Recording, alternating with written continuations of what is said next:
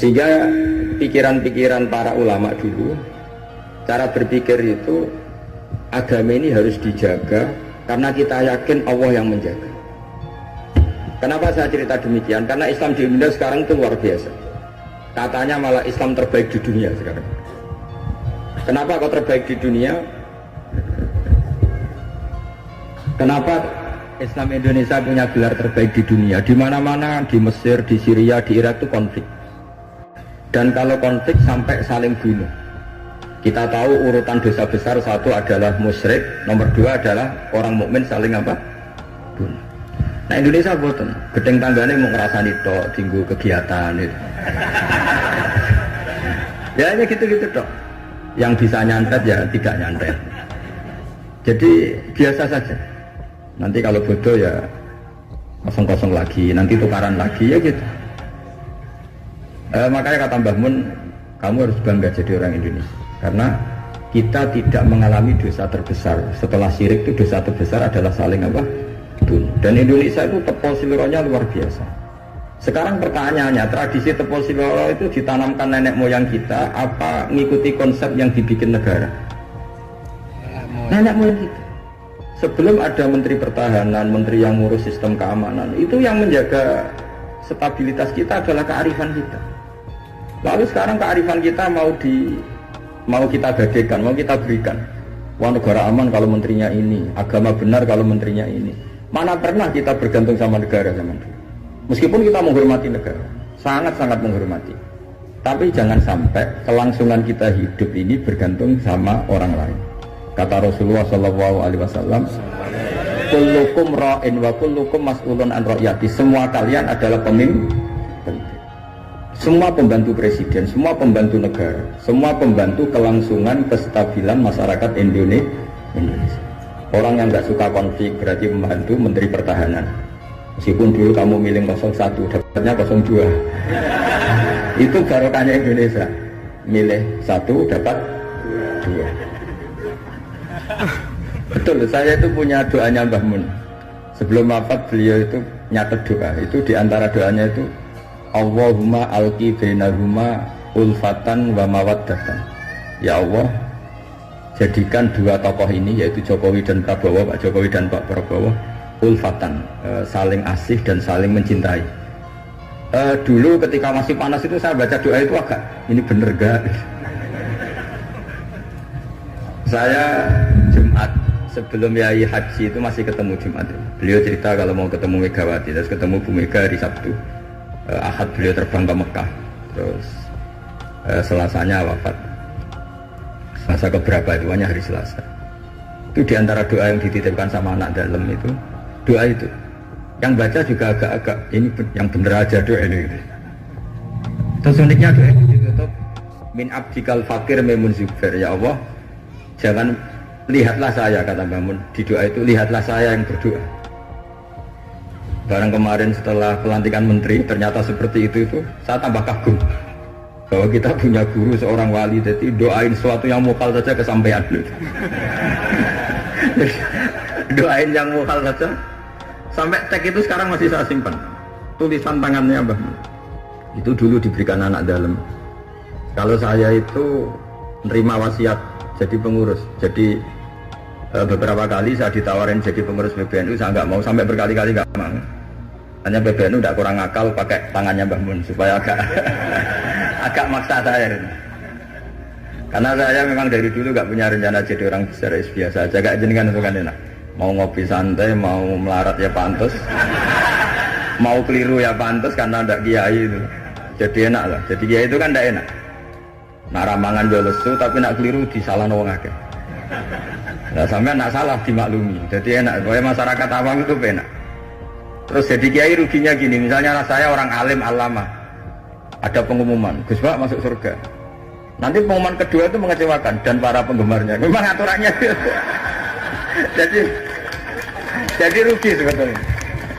Karena memang aturannya gitu. Para wali, para orang alim ini kan dapat masuk surga. Tapi pengumuman kedua itu dan itu nggak ada syaratnya. Pas para penggemar itu nggak ada syarat. Siapa saja bisa. Makanya terus banyak orang jalan pintas, nggak mau alim sendiri ya, penggemar Gus Pak aja. Itu sebetulnya oportunis, itu orang nakalan lah kira-kira gitu. Terus akhirnya saya ditimbali beliau, kata beliau menyuruh saya supaya mau jadi di antara jajaran Suriah. Yang unik dari wasiat beliau itu bukan masalah Suriahnya. Kata beliau, Indonesia itu harus kamu jaga. Bila perlu nanti di lembaga dakwah NU itu melibatkan orang macam-macam dari partai macam-macam, termasuk partai PDI. Terus ketika tak tanya kenapa ya, sing iso jaga Indonesia itu nasionalis dan religius. Dan yang menjaga ini penting kata beliau. Ojo sampai Indonesia itu dosa paten pinaten. Carane ya aku kudu rukun mbek Megawati dan mewakili kaum religius dan nasional. Kok nek paten pinaten repot kayak Mesir, Syria. Jadi fikihnya Mbah Mun itu jangan dilihat misalnya seorang kiai ketemu megang, enggak. Lihatlah ini satu ikhtiar supaya Indonesia itu damai. Kenapa? Indonesia. Saya termasuk santri yang akhirnya mencari-cari argumentasi itu. Singkat cerita, saya nyari itu di khazanah-khazanah kitab dan ketemu, yaitu Rasulullah pernah berdamai dengan Suhail bin Amr. Suhail bin Amr itu tokoh kafir Quraisy yang bisa mengendalikan Quraisy. Sekali dia komando perang maka perang. Padahal posisi Nabi sudah di Hudaybiyah, kira-kira 25 kilo dari Mekah. Itu kalau perang pasti banyak korbannya. Dan itu semua perjanjian merugikan Nabi, tapi diterima saja. Asal tidak terjadi saling bunuh, saling chaos, saling kolek. Itu yang ditiru Mbah Mun. Makanya yang benar itu mazhab ahli sunnah wal jamaah. Islam Nusantara itu nama lain yang ingin ikut ahli sunnah wal. Jangan ahli sunnah wal jamaah sekarang ikut Islam Nusantara, itu kacau nanti secara. Sering saya ditanya, Gus, Islam Nusantara itu kan firqah sudah 73 ditambah Islam Nusantara 74 gitu. Ya kacau kalau seperti itu ya enggak. Islam Nusantara itu ya maknanya ya karena kita punya kultur, punya budaya, dan budaya itu budaya Indonesia. Tentu misalnya orang Arab pakai jubah, itu ya sunat, kita yakini sunat. Tapi orang Indonesia ya sudah cukup pakai hem, itu juga sudah sunat. Jangan kayak orang Madura, karena kalau yang jubahan kiai ke Arab Saudi, supir taksi dicium, tukang angkot dicium, karena semuanya pakai apa? Jubah. Itu guyonannya orang Madura kan. Setelah di sana jubah itu pakaian nasionalnya orang Arab. Oh iya. Makanya kalau melihat film Arab itu bingung karena yang soleh sama penjahat sama-sama macaknya seperti itu. Kalau film Indonesia kan gampang. Yang preman tatonan pakai celana jeans sobek-sobek, yang kiai pakai koko kan enak. Ini yang soleh, ini enggak. Kalau film Arab bingung. Makanya kalau orang abangan lihat film Gus sing Abu Jaldi karena karena itu film Arab repot, film Arab itu. Dan lucunya orang-orang Arab itu meskipun fasik itu kalau sumpah ya bilang wallahi. Itu yang sering haji, sering umrah kan tahu, orang Arab kalau marah siapapun ya bilang apa? Wallahi. Nah itu maksudnya Nusantara. Tentu kita tetap yakin jubah, pakai jubah itu sunat, pakai seperti itu sunat. Tapi nggak usah berlebihan, terus harus seperti itu.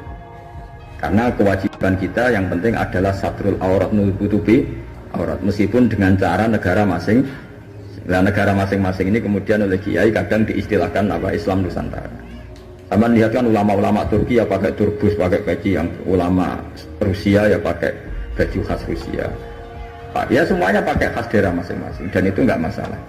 Karena kata Allah, wa ma arsalna mir rasulin illa bilisani qaumi. Semua rasul itu punya tradisi sesuai tradisi kaumnya masing-masing. Tentu tradisi yang positif. Jadi nggak perlu diperdebatkan. Tapi tetap saya ingin berkeyakinan bahwa pakai jubah itu ya sunat, pakai hem ya sunat, pakai pakaian ala Indonesia yang santun itu juga sunat. Karena sakofah itu satu tradisi. Nah, bayangkan kalau tradisi itu terjadi di perdamaian. Kayak tadi, Tepo Seliro. Sebelum ada Menteri Pertahanan, sebelum ada Menko Polhukam, sebelum ada polisi, orang Indonesia itu, misalnya dulu di sini ada Bandur sama ada orang-orang sepuh. Itu sing ape nom-nom tukaran rebutan warisan isin, sungkan sing sepuh. Jadi tanpa ada polisi ini sudah ada kearifan yang bisa mengendalikan orang, tidak rebutan warisan, tidak konflik. Sekarang enggak, ambil dulur konflik yang pengadilan. Banyak enggak orang konflik harta warisan sampai ke pengadilan? Kadang.